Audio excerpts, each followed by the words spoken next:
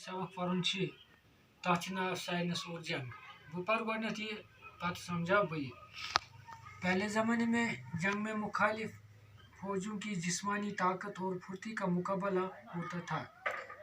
उनके हथियार भी पुराने तर्ज के और सीधे साधे होते थे। जीत उसकी होती थी जिसकी फौज तादाद और ताकत में बेहतर होती, हथियारों को इस्तेमाल करने की मशक में ज़्यादा माहिर होती।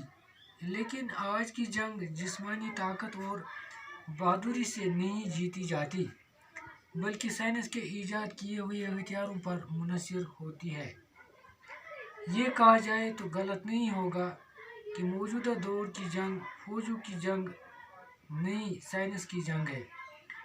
जिस मुल्क के पास ज़्यादा मौलिक हथियार है वो दूसरे को शिकस्त दे सकता है। पहले जंग का दायरा बहुत महदूद होता था, अब दुनिया के मुख्तलिफ ममालिक के फैसले मिट चुके हैं। एक मुल्क की लड़ाई का असर दुनिया के दूसरे ममालिक पर भी पड़ता है।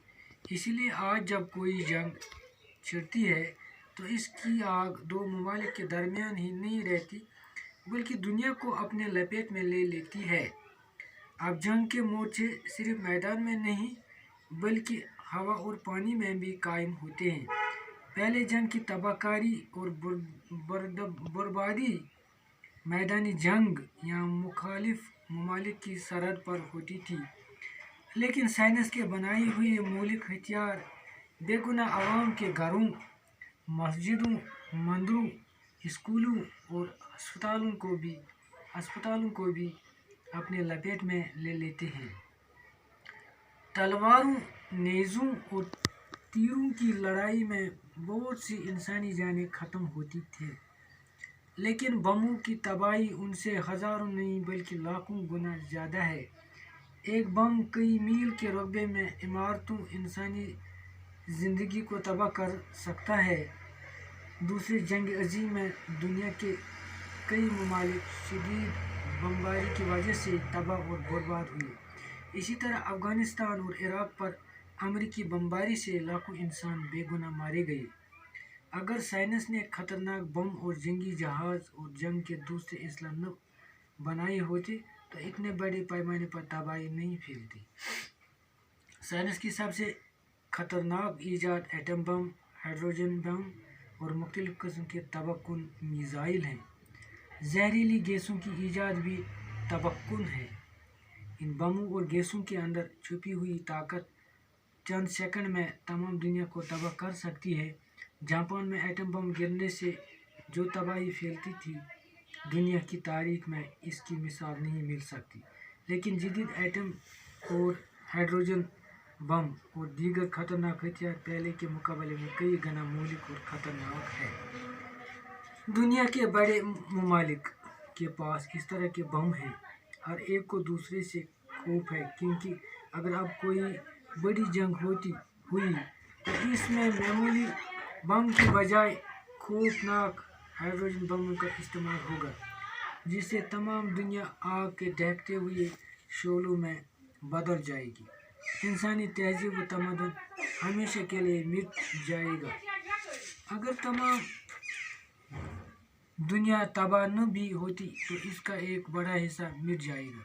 लाखों आदमी अपाहिज और बेकार हो जाएंगे।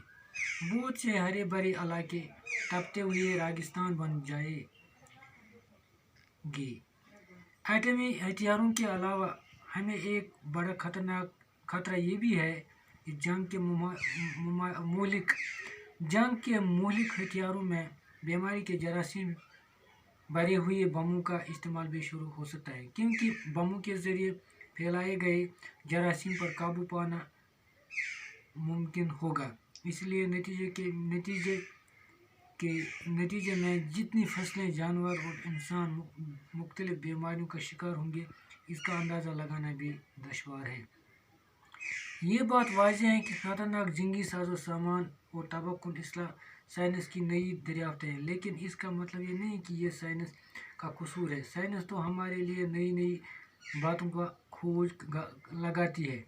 ये हमारा काम है कि ان سائنسی دریافتوں کو غلط راستے پر لگائے یا اچھے کام میں لائے، لیکن یہ بات 100% صحیح ہے کہ ان سائنسی ایجادات کا غلط استعمال انسان اور انسانیت کے یقیناً نقصان دہ ہوگا۔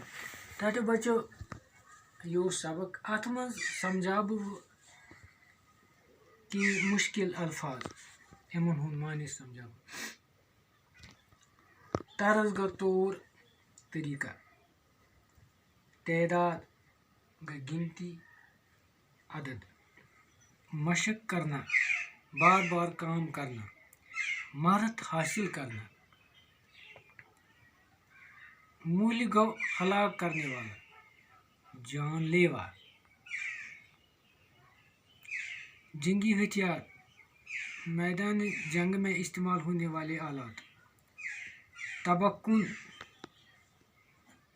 برباد کرنے والے، شدید سخت مشکل ترین،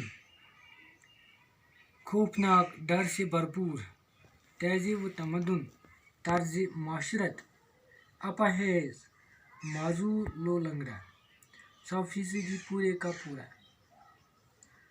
منحصر دار و مدار، اسلحہ ہتھیار۔